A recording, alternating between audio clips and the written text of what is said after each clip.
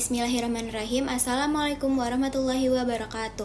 Perkenalkan, nama saya Falika Hayatunufus dengan NPM 2021 0810 20138. Saya dari kelompok 5 KKN lokal. Saya ingin memaparkan artikel saya yang berjudul Meningkatkan Karakter Peserta Didik untuk Menjaga Kebinekaan dalam Pendidikan Pancasila di SDN Pondok Cabe Ilir 01. Hal yang ingin saya bahas, yang pertama ada abstrak, yang kedua pendahuluan, yang ketiga metode penelitian, yang keempat pembahasan, dan yang kelima kesimpulan. Yang pertama, abstrak. Penelitian ini bertujuan untuk meningkatkan karakter peserta didik dalam menjaga kebinekaan. Hal ini sangat diperlukan untuk peserta didik yang masih membutuhkan wawasan dalam menjaga kebinekaan. Dikarenakan pada era saat ini kita tidak bisa memungkiri bahwasanya sudah banyak budaya luar yang mempengaruhi generasi alpha.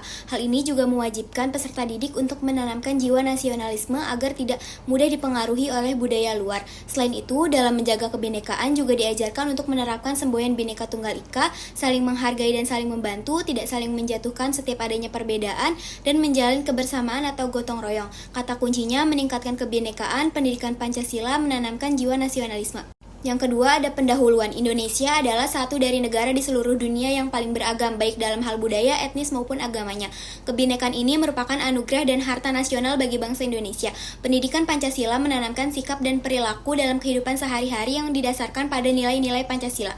Penelitian ini akan membahas mengenai peranan fungsi pendidikan Pancasila dalam meningkatkan karakter peserta didik dalam menjaga kebinekaan siswa di kelas 2 SDN Pondok Cabe Ilir 01. Di dalam pembelajaran yang telah saya observasi di lapangan, peserta didik masih kurang memahami tentang menjaga kebinekaan. Yang ketiga ada metode penelitian. Metode penelitian ini menggunakan metode kualitatif dengan teknik pengambilan data bersumber dari lapangan dan menjalankan wawancara terhadap responden. Penelitian kualitatif berusaha untuk menemukan dan menggambarkan secara naratif kegiatan yang dilakukan dan dampak dari tindakan yang dilakukan terhadap kehidupan mereka. Dengan demikian, penelitian kualitatif bertujuan untuk mendapatkan pemahaman yang mendalam mengenai masalah-masalah manusia dan sosial, bukan mendeskripsikan bagaimana permukaan dari sebuah realitas sebagaimana dilakukan penelitian kuantitatif dengan positivisme.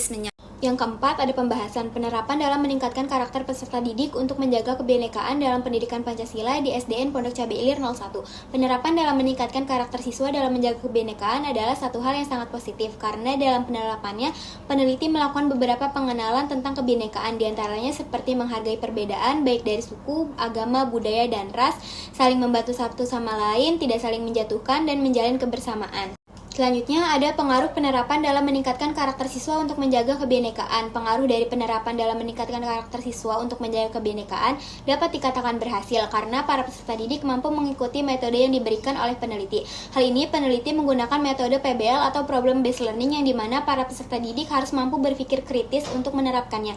Jadi dalam menggunakan PBL, peneliti selalu melibatkan para peserta didik dalam melakukan program belajar mengajar. Dan yang terakhir, ada kendala yang dihadapi dalam meningkatkan karakter peserta didik untuk menjaga kebinekaan.